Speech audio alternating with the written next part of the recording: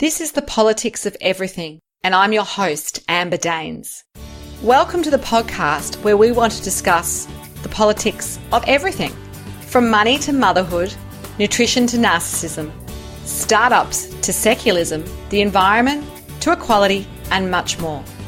Our guests are experts in their field or topic of choice, even if you've not yet heard their name.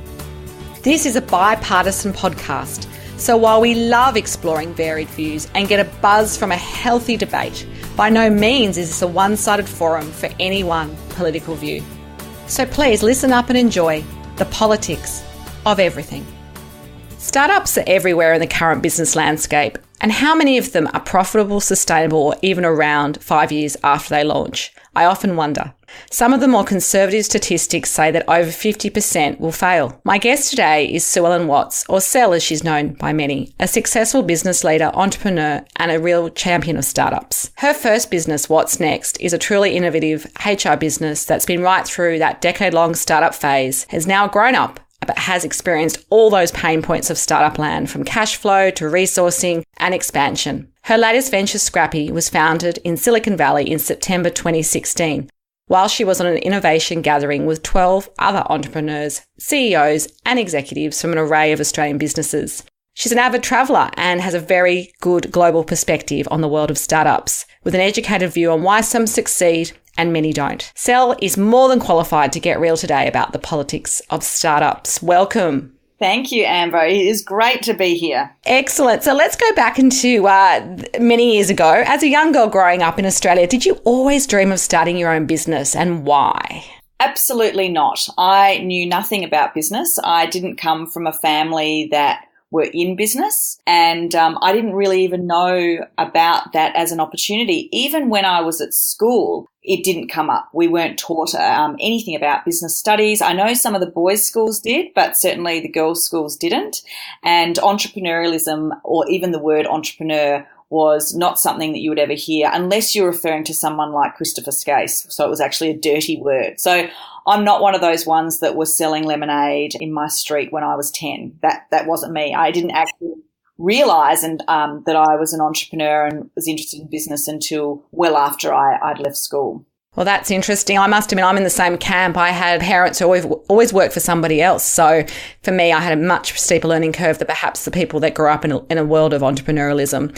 So prior to launching wattsnext over 10 years ago, how did you decide to start a business, and how did you get that experience that you need to kind of just make it happen? Yeah, look, I always knew that I wanted to do something different, but it took me a while to really work that out. In fact, I didn't start wattsnext until I was 30, and I'd just had my first baby. I've got 3 children, 3 boys, and so it wasn't till quite later. And I often wonder, I used to think, well, was that a disadvantage or an advantage? But I think, things happen at the right time for you. And I actually like the fact that I started my business whilst I had children, because I didn't really know what it was like beforehand when I would have had much more time. But back to your question, I had been working in HR. I'd also started doing a lot of personal development. So I had a life coach, and back then, which was about 14 years ago when I first started, life coaching was some hippie term that no one really understood. And I was spending quite a lot of money that I didn't have at that stage in my life, and time on my personal development. And what that did for me was really made me come to realise that the world was my oyster, and that I could actually create anything that I wanted to create if I was prepared to do the work and just be courageous. And so I actually started my HR business, and I had a little bit of HR experience. I'd been working in HR, but it's not at a senior level.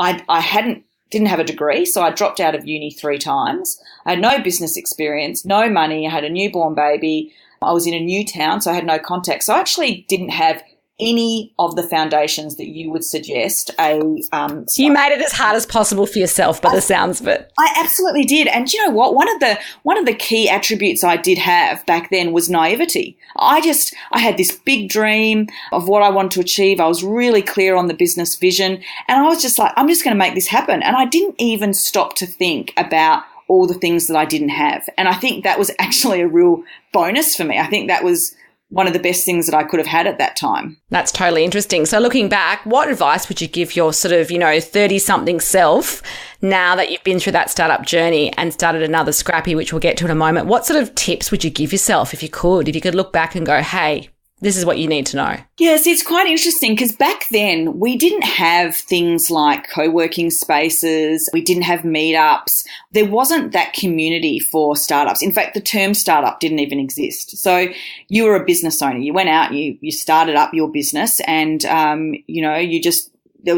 we didn't know about investors or anything like that. So really it was all about have an idea, go and get a customer. They'll pay you some money, which will allow you to do some more things in your business. I was pretty much like, get some money, buy a printer, get some more money, buy the paper. That's really how What's Next was grown. And, very simply, it sounds, and very humbly. Yeah, exactly. And you know what? It was pounding the pavement, going and buying coffees, having one-on-ones with people, telling them about what I do and asking them to please give me a go. And I was working it out and making contacts and working out even what my service offering was as I went. I let the customer tell me what they needed. So I didn't spend forever perfecting the business.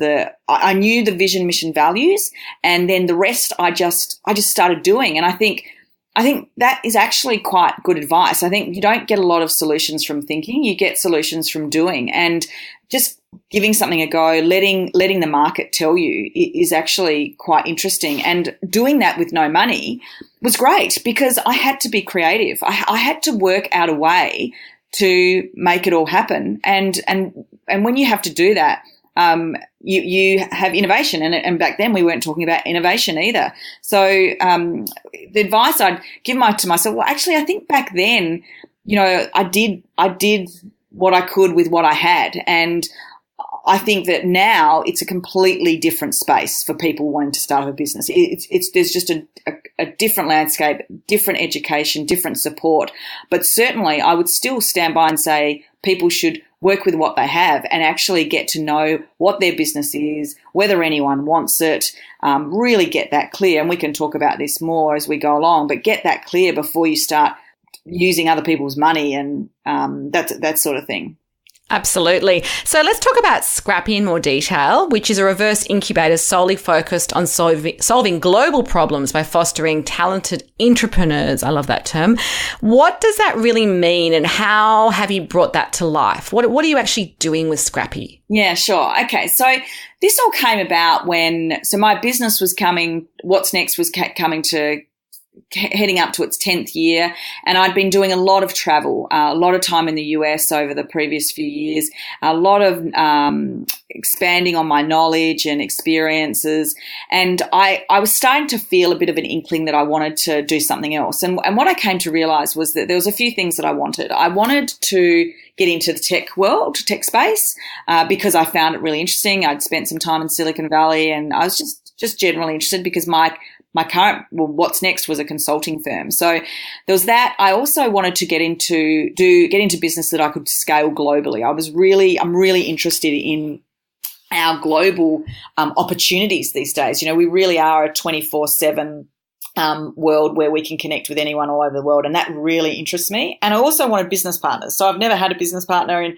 What's Next, and I was really interested in business partners. So that was sort of like my criteria, and I started talking to a couple of people and said, you know what I want to do is I want to try a lot of different businesses. I want to get a few things happening, get them started, and just see where we can take them.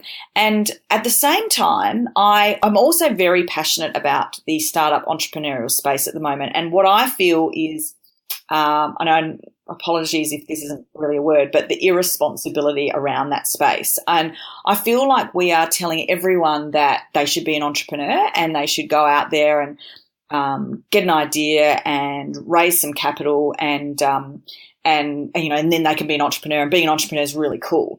But actually no one's really talking about what that actually means. And what it means is you're going into business. And if you're going into business, then you need to come up with a service or product that people want to actually spend money on. So this is not what people think is great. Your friends and family think are awesome. Even investors might think it's cool. It's whether people will actually put their hand in their pocket and pay for what you're offering. And then once you've actually managed to get to that, which is not that easy, by the way, then you've got to be able to run a business. So, absolutely. What we're teaching people is that all you actually need to do to be an entrepreneur is learn how to pitch and raise capital, and that's not running a business. What you need to do is learn how to build revenue. So get customers to give you money, not investors. And then once you do that, you need to then run your business, which is things like cash flow and HR and marketing and procedures and processes and boring and boring and boring and not sexy at all. But that is actually what running a business is. So I felt like we've got a lot of people out there who want to be entrepreneurs because they think it's cool, when really they're not. They don't actually have the risk appetite or the necessarily the attributes to be that. But that doesn't mean that they can't be part of the startup and entrepreneurial journey. So when we refer to intrapreneurs, what we wanted to do was build businesses and bring people in that could be part of that journey, be part of the startup world, be part of that entrepreneurial world, but not necessarily have to put their own house on the line, but still play a part, whether that be through sweat equity or some other opportunities. So rather than telling everyone to go out and start their own thing and go and try and get money, why not bring some of those amazing people in that have great skills in tech or whatever it may be and come in and join us and be part of that. And we are 3 experienced business owners with over 30 years of, or more than that actually, 40 years of business experience. So it's a different experience. So that's where the reverse incubator, so at the moment we've got a whole lot of incubators out there which are basically startups that are bringing up their ideas and getting some sort of support, but ultimately being taught to raise money. Whereas we're reverse, the ideas are ours and they're our businesses, and intrapreneurs, meaning that we want to bring people in to be part of that don't necessarily have to take the same risks that we're prepared to take. It's totally fascinating and it makes sense. I mean, it's just such a logical thing to be doing. So I think that practicality is what you bring to the table, which I think what you're saying is sometimes if you're young and you just haven't had the experience in entrepreneur land, it's you get the money and then what do you do with it? So I think that there's some really good lessons in there. I know that travel has been critical to your own startup journey and ongoing self-development, which you've touched on as well. Mm. And I know New York is very close to your heart, and I always think of it as your second home in many ways from all the amazing images that we see on social media and your blogs about it and so forth. So how has investing time there and then, say, Silicon Valley, where we know lots of tech startups, have their humble beginnings and go on to great things, I mean, how important has that been in your overall experience of running a startup as well as, other businesses as well? Yes, well, I think that firstly, I've been running an established business for 10 years. So where a young person starting out may not have the opportunity to go and travel like I have, but so I'm really grateful for that. But it's played a massive part because I feel Australia is very insulated. I think we are behind, and we're not moving as fast from my observations. And being able to spend time, particularly in the US, but just generally abroad, and speaking with people that are running global businesses or traveling a lot, just expands your mind on what is possible. And for me, New York is the place I go to be inspired. As you said, it's the second home to me. That I go there to think and create, and it's certainly the place that I find as a haven for me to really get my creative juices flowing, and it's been critical. It's been critical for me, and it's certainly been able to allowed me to see the world from a different perspective and see the opportunities that are available, and also when I come back, the insights that I can give clients or our community or my just followers, I think. It's great to be able to share that. I think that the startup world is just such an interesting one. I mean, it's so out of control in relation to being a buzz, and I'm really concerned about what's going to happen over the next 5 years and how much money people are losing, and how many startups are on the in the graveyard, if you like. And I'm concerned about that because there's not enough talk about how do we build sustainable businesses that are still going to be around in 5 and 10 years' time. And I get why, because it's not exciting and it's not sexy. I get why that conversation isn't happening. But a lot of people are going to and are losing a lot of money. And I think we need to sort of realize that business is not all shiny. It looks really shiny on social media, but it's not. It's around the clock, hard yards, hard work. Everything's on the line. There's usually more down times than up times, and it's really stressful. And you've got to commit your whole life. I mean, people that have conversations with me about work-life balance, I mean, don't even talk to me about that. It's not even, I can't even have that conversation. If you really want to, my view is, if you really want to be an entrepreneur, or you really want to get up into business and do startup, and your goal is to run a successful, sustainable business that you can do whatever you want with, whether you sell it or it's a cash cow for you or whatever you choose. If you really want to do that, as opposed to, just be featured because you raised so much money in the first year, then you've got to be prepared to put in the work. And I mean sacrifice. Like, there are massive sacrifices, and there's just not conversations about that side of it. So I've sort of gone off track, Amber, but I tend to do that. I'm sorry. No, I was totally fascinating. I've let that run, and we'll come back to that idea of what makes things work. I am also going to touch on your latest project with one of your sons, which is called The Secret Sauce, and you do have 3 boys. Yes. I'm really curious about how you advise people in your own family, particularly in that sort of early childhood phase, if you like, on the startup process. And they've obviously witnessed you having businesses over the years, so it's not foreign to them. But how have you got them excited about this? And I know you're doing some crowdfunding. So do you want to share a little bit about what the secret sauce is all about? Yeah, absolutely. So your secret sauce was a term that we took from... Although I feel like I should have your son on the show. Not you. I know. And you know what? Everyone's wanting to talk to him more than me now anyway. So he's becoming a bit of a pro. Digger, he's 10. And it's quite interesting. So when I was in Silicon Valley last year and I came up, so there was a couple of terms that kept coming up. Scrappy. So they all referred to themselves as being Scrappy. So straight away I went, I'm going to register this. I'm going to start a business called Scrappy. And then the other term, well, they used a couple of terms. They talked a lot about having a North Star or a really clear vision. And so my dog is called North Star. And then your secret sauce. So they called it, your secret sauce is your special ingredient that makes your business special. And so one day my 10-year-old son, and he was 9 at the time, said to me, I really love writing. And I said, really? I said, I knew you love reading, but I didn't realize you love writing. He said, I love it. And I think kids should read and write more. And we should read each other's stories.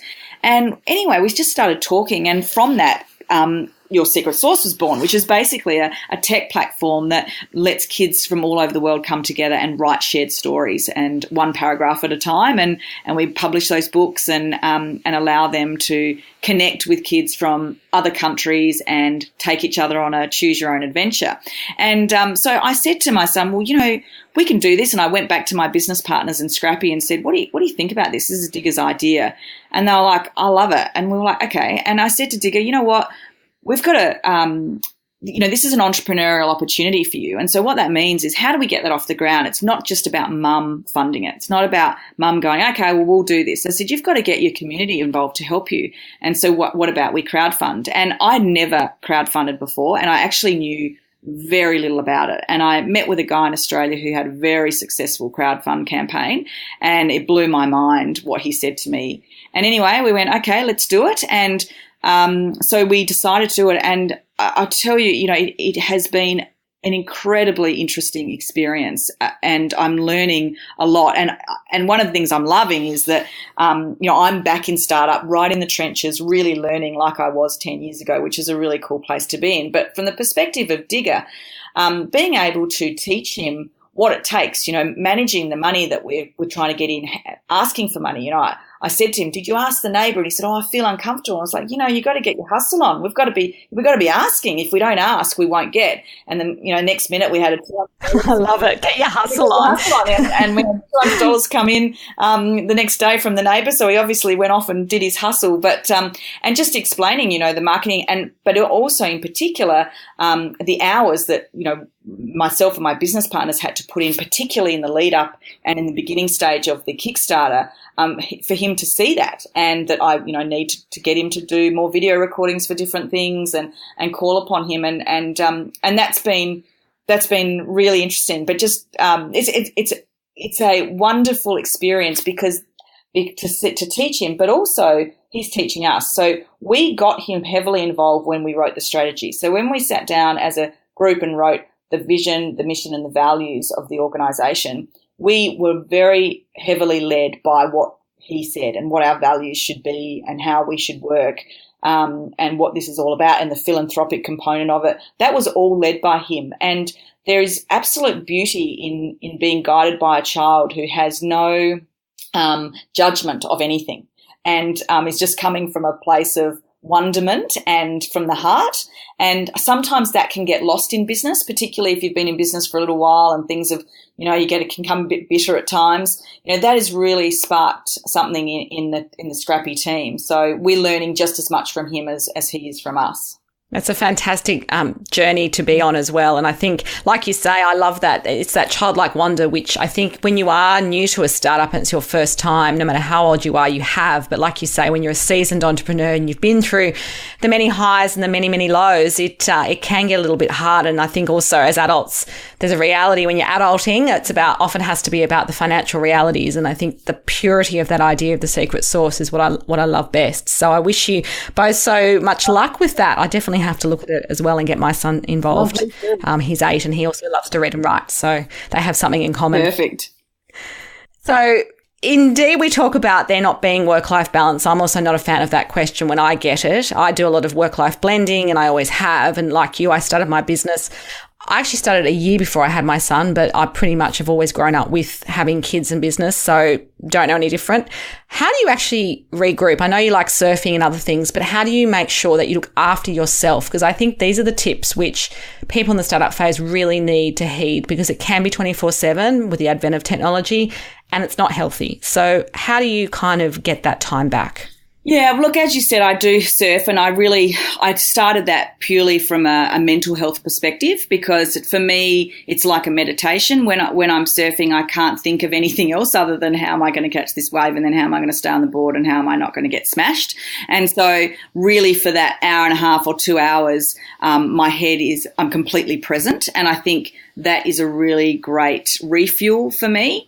But I will say that if you are in startup or in serious business mode, you are going to be working more than you're not.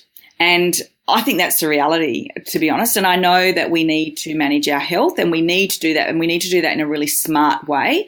But ultimately, I truly believe that the results I get come from the work that I put in. And I'm not talking that, it's all about hours, but you know what? You just got to put it in. And so what are the ways to be as effective with your health so that you can put in those hours and you can think clearly and make good decisions? Because I'm not a believer in working when you are exhausted and tired, and because you just take longer to do everything. Your decisions are poor. So you need to be alert. And I really believe sleep is critical. I think I'm not one that can go multiple nights on 4 hours a night sleep. I need sleep, and that's probably a key fuel for me.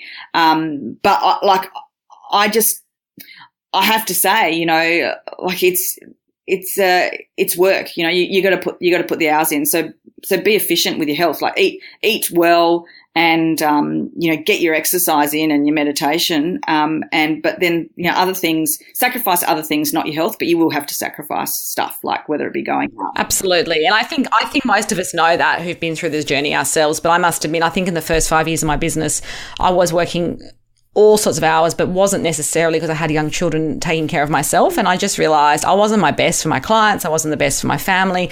I actually was going to burn out. And it was a real wake up call to health. Often it's those health issues that you get as you get older too. And I think there's a lot of conversations that can be had, I think, for startup land about the high rates of, depression and anxiety that these people must go through, which we don't talk about and we don't support them because we think, they've got this fabulous business, their life must be perfect, or they must be so excited every day that, they don't care about sleep. But there's a human reality in that. We're not robots. Absolutely. I think anything you can do that you love that's outside work. Like I think someone said to me recently about hobbies, and it sounds so passé, but I totally get it. Like having something that's nothing to do with what you do on a day-to-day basis, whether it be surfing, craft, painting, walking, meditation, just doing something that's just for you means that you're going to be better when you are in your startup. Yeah, look, absolutely. And I have no problem with rewarding myself or giving myself what I need. So I think a lot of people feel guilty and around, putting themselves first or doing the things they want to do. Like I get asked all the time about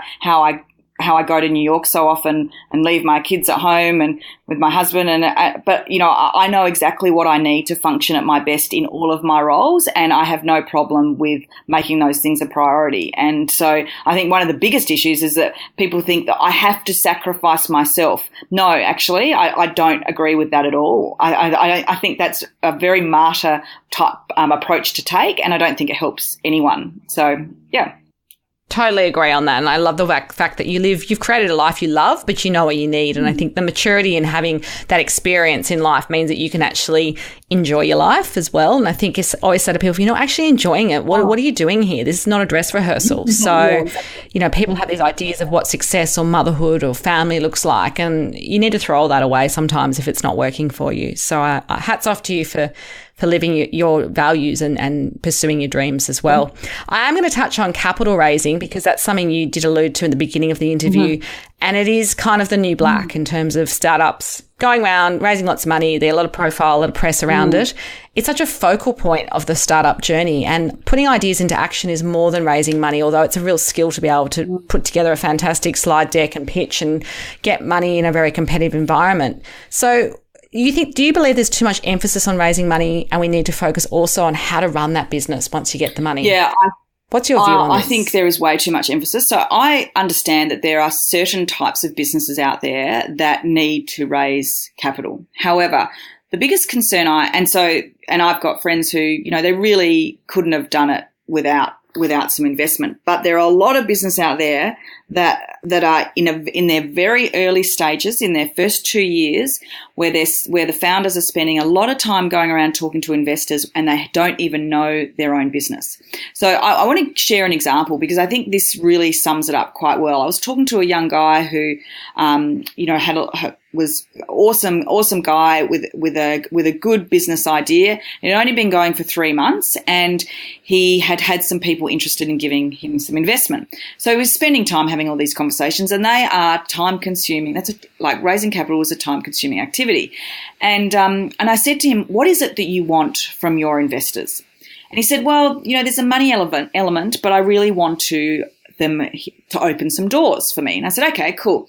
And so then we continued on in the conversation around who his target market was. And what became very apparent was that he still hadn't quite worked out who his target market was, which is fine. I mean, that's what happened. Really? That's interesting though. Like he'd be able to articulate that early on. I mean, to me, that's quite basic. Yeah, stuff. But he was sort of like, there was a corporate element, and then there was a small business element, and there was a few different options that his product could meet. And so we were talking about the challenges of both of those different markets. But the point was that I said to him, "You're about to give away equity in your business for someone to open doors for you, and you haven't worked out what doors you want opened yet. So in a year's time, when you've given away equity, you then work out, over time you get to know your baby, and you realize that what doors you want open, and the investor you've given equity to can't open those doors. So then you have to give away more equity to someone else to open other doors." I said, "So you don't even know who your business is yet. You haven't got to know each other, and you're already trying to bring people in to do things that you don't even know." And it was a real eye-opener for him, because what had happened was that he had got stars in his eyes and got overexcited about the fact that someone was prepared to put some money into his business, which made him feel like it was a great business idea. And that's great, but that's all ego stroking. And ultimately, he would have ended up, and I'm very confident, in a few years' time with hardly any equity in his business, no motivation, and everyone would have lost all their money, and a great idea would have gone down the drain. So I think the problem here is that we're jumping to investment way too quickly. We need to be getting to know our business and really understanding, if we want investment, why do we want it, and what do we want it for? Is it money? Is it connections? Is it guidance? And we need to find those things out before we're doing that. And I want to share just one other example, Amber, because this was, I found very interesting. I went and visited an incubator, and they had a wall full of amazing brands, logos. And all the logos these days are fantastic. They're all very Uberized and slick and this amazing wall. And I said to the guy running this incubator, I'm concerned about this space. I'm concerned that you're spending all this time teaching people how to pitch and no one's teaching them how to actually get customers to buy their product and give them money. And he was like, oh, well, I don't agree, and so on. And anyway, he showed me this wall of amazing logos. I said, tell me about some of the success stories on this wall. I want to know. Tell me about them. And he said, oh, this is going to be a very awkward conversation. And I said, why? And he said, well, most of these are no longer alive. Most of them have gone under. And I said, okay, tell me one of the stars. And he said, well, there's one big star on this wall. And I said, okay, great. And he said, and probably the key thing about them is they haven't raised any capital. And I said, oh, okay, this is an interesting conversation. So what happened? And he said, well, they, built their product for as basic as they could, and they went out and they got a small client, which gave them some revenue to then build on that product, so they could then get a next client, which then gave them more revenue to then build the real product that they really wanted. And then they went out and they sold it to the big customer they always wanted, and they won that customer. And so they've grown and been going for 4 years, successful, completely funded by revenue. And I was like, there we go. Now, I get that can't be the story for everyone, but what I'm saying is that I think that is the story for most businesses, but we're not giving our businesses an opportunity to do that. We're spending all this time on raising capital when we need to first make sure that we've got a product that someone wants to buy and that we can actually do sales and marketing and pick up clients, because I can assure you that having a big bank account with someone else's money doesn't mean that you're going to pick up clients. So this is sort of the conversations that I think we need to be having more of. And they're really brave conversations, but definitely key. And you've touched on that idea that businesses with the great ideas or the great logos, as you saw, are not always the ones that are successful. So what do you think you could share about the idea of you've got your vision and all that stuff and the execution, and how do you know if you're getting it right? I mean, what sort of markers do you have along the way to know that this journey is going to be one of the successes? Can you really tell? Yeah, look, I mean, as I've said, I think the key thing to knowing if your business is successful is anyone going to actually take money out of their pocket and give it to you in return for your service or product. And because if people aren't, then it doesn't matter how shiny it looks and how many of your friends and family think it's awesome. If people aren't actually going to buy, then you've got no business. And even when you've got a business. It's pretty simple stuff, really, isn't it? It's pretty simple. Is there a market out there, and are they willing to buy? Like that's simplicity, and that's why I think people need to go out there and test that. Test whether anyone actually will buy their product, and I mean give you money, because if you can show that, and you can see that, then okay, well, there's a lot of these types of people that are prepared to pay money for my product. Then you're getting somewhere, and then you're off, and then it's up to you to run a successful business, because also there's amazing businesses out there, great ideas with products that people want to buy, but the people that are running it are hopeless and can't run it, and so they end up in the great business graveyard too.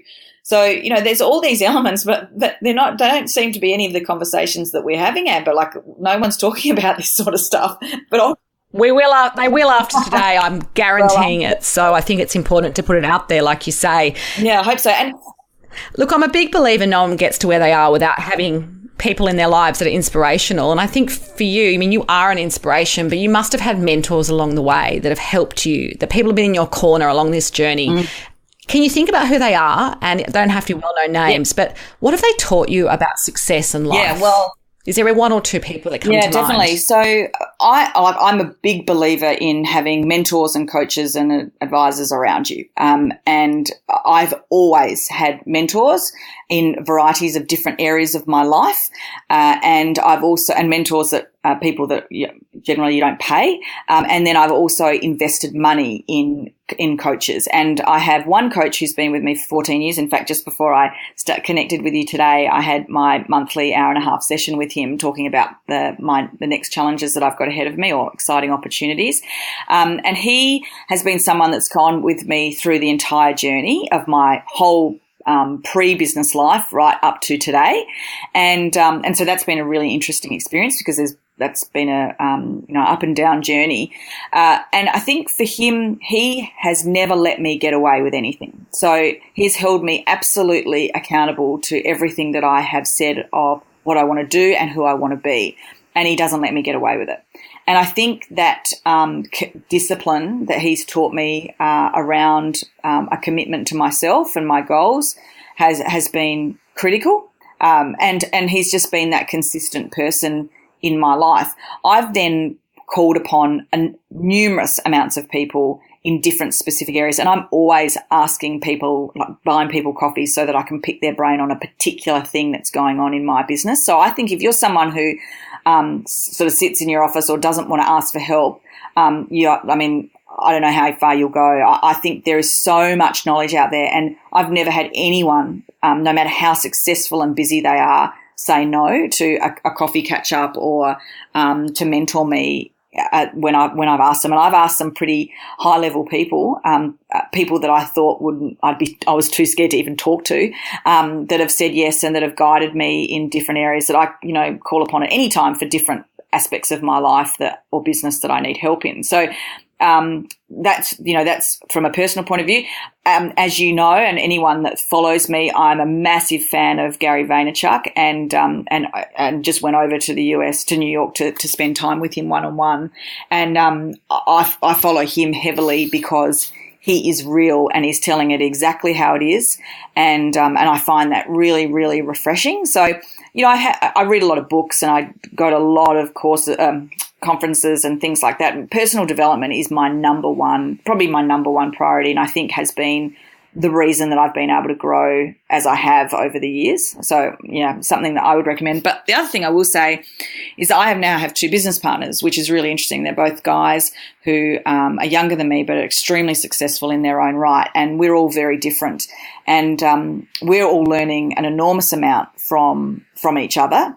And that I'm finding an incredible experience. But one of the things I wanted to add in something we were talking about before was that now that we've come together to have Scrappy, we have all got businesses and we've got capital behind us, but we are running Scrappy completely lean. We may look at investment for some of our startups, but we're certainly not doing it in the near future, and we are so lean. Every cent, we're very pedantic about where we spend our money, where our investment goes, and any sort of future discussion around raising of money is something that's way separate to us first finding out that our businesses can be successful. So to talk to entrepreneurs that are just starting out and to see people that we're all successful people that could actually throw some money into things, and we're doing the lean startup, and because that is the best way to test your business. So I think that's important to share to anyone that's listening that is just starting out right in the beginning of their entrepreneurial career. Yeah, and you're living your values. I mean, you know exactly what you're doing because this is the advice you're giving others. So I think there's value in that. We are going to wrap up. What is your last piece of advice for anyone who is in that startup world to find success? How would you advise them? Just one major takeout. If they want to navigate the politics of startups and do it well or do it better, what would you say to them? I would say spend the time getting really, really clear on where you want to take the business and what it's actually all about, and get very clear up front on what you are prepared to sacrifice. Because I want young entrepreneurs to be realistic about the journey they're saying that they want to be on, because it is an incredible journey. I am so privileged to live this life, and I love every single second of it. But you've got to live and breathe it and love it. It's not a part-time thing. Yeah. Great advice. If you do want to connect further with SueEllen Watts, her details will be on our show notes. You have been listening to The Politics of Everything. Until next time, keep well. Thanks for listening today. If you've enjoyed The Politics of Everything, we thrive on feedback. So please add a short review and share the podcast with your network, your friends and family. I'm also always on the hunt for fabulous new guests. So if you've got a view to share and an idea how to get our listeners excited, please email me at amber@bespokecomms, that's BESPOKECOMMS.com.au, and we'll be sure to get back to you. Until next time.